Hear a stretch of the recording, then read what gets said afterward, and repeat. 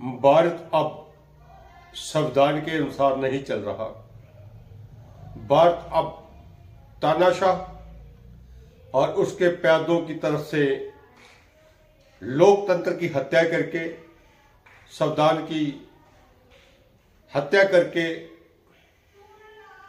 न्यायपालिका का कोठा बनाकर देश में नरेंद्र मोदी की सरकार, प्रदेशों में भाजपा की सरकार और भारत का चुनाव आयोग जो कभी निष्पक्ष हुआ करता था, आजकल भाजपा की सपोर्टिंग टीम बन गया है, लाइफलाइन बन गया है। मैं भारत के चुनाव आयोग गणेश कुमार को एक चेतावनी देना चाहता हूं, साथ में ही उन न्यायाधीशों को भी, उन आईएएस अफसर, आईपीएस अफसर्स को भी जो ये सोचते हैं कि आप मुट्ठी भर लोग संविधान के उच्च पदों पर बैठकर हमें 99% लोगों को अपना गुलाम बना देंगे और इस तानाशाह का गुलाम बना देंगे। आप गलतफहमी में न रहिए। कब नेपाल की तरह, श्रीलंका की तरह, बांग्लादेश की तरह, म्यांमार की तरह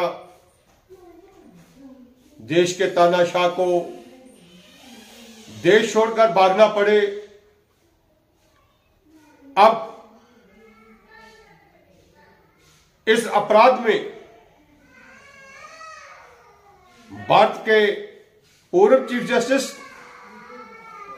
और भारत के आने वाले चीफ जस्टिस, मैं नाम लेकर कहता हूं, सूर्यकांत, होश में आ जाओ। जैसे आपने चुनाव आयोग के विरुद्ध मुकदमों की फहरिस्त में चुनाव आयोग की तरफ से बैटिंग की है, तानाशाह सरकार को सपोर्ट किया है, जिस पद पर तुम आसीन होने वाले हो, यह न्याय की मूर्ति का पद है जिसकी आंखों पे पट्टी बंधी हुई है, भेदभाव दिखाई ना दे, लेकिन आप आंखें खोलकर भेदभाव कर रहे हो। आपका बीजा हुआ यह जहर अगर भारतीयों को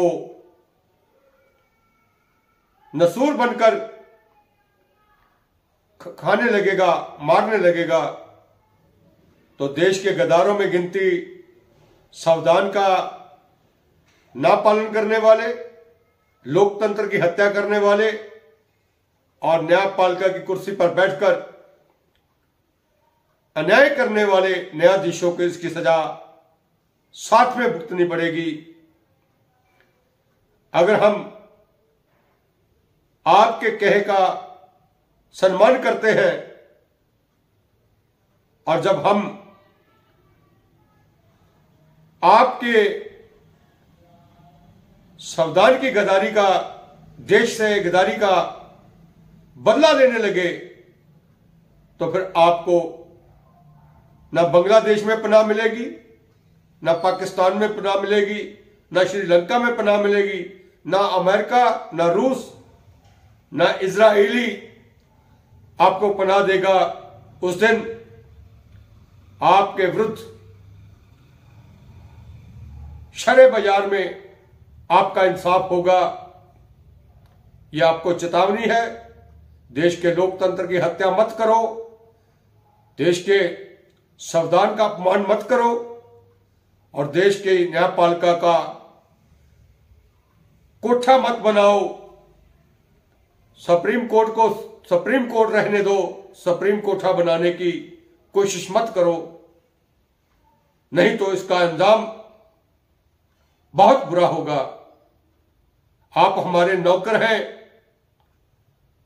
हम आपकी प्रजा नहीं है, आपके मालिक हैं, और मालिक अपने नौकर की बदतमीजी तब तक बर्दाश्त करता है जब तक उसको उसका नुकसान रत्ती भर नजर आता हो, और अगर नुकसान देश के लोगों के अधिकारों का हो, देश के लोगों की जान को खतरा हो, माल को खतरा हो, तो ऐसे नौकरों को बाजार में लाकर, शरेआम चौक में ले जाकर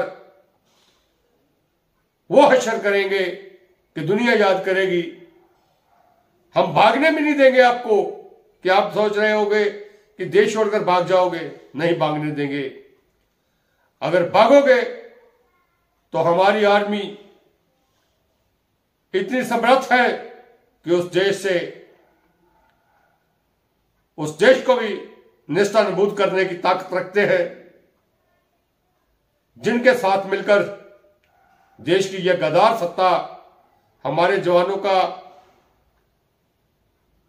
नुकसान करवा रही है, हमारे देश का नुकसान करा रही है, हमारे देश की भूमि पर अतिक्रमण करवाया है चाइना का, बांग्लादेश का, और देश में आतंकवादी हिंसक घटनाएं जो करवा रही है। उन राम भक्तों की हत्या से लेकर आज तक जितनी भी हत्या हुई है सत्ता के लिए, उन सब का हिसाब नरेंद्र मोदी और अमित शाह को देना पड़ेगा, और हम वो हिसाब लेकर रहेंगे। राम भक्तों की शहीदी हम कभी नहीं भूलेंगे, और उन राम भक्तों को शहीद करने वाले तड़ीपार गृह मंत्री और देश का बहरूपिया प्रधानमंत्री कब तक उस गुनाह से छुपता रहेगा।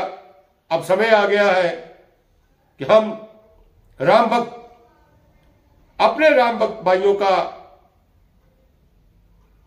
बलिदान का बदला लेंगे, और इनको सत्ता से ही नहीं, इनको इनके कुकर्मों की सजा भी देंगे।